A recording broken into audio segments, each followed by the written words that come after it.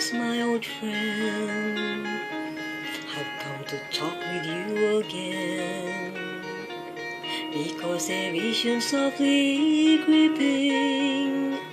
left its seat while I was sleeping, and the vision that was planted in my brain still remains within the sound of silence.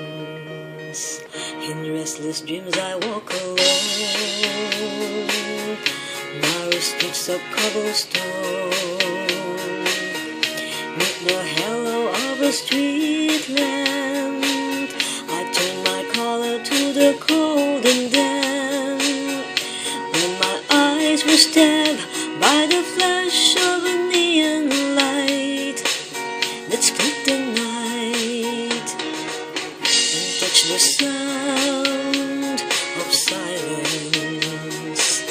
and in the naked light I saw 10,000 people, maybe more, people talking without speaking, people hearing without listening, people writing songs that voices never share, and no one dared disturb the sound of silence. Fools said I, you do not know, silence like a cancer grows. Hear my words that I might teach you, take my arms that I might reach you, but my words like silent raindrops fell and echoed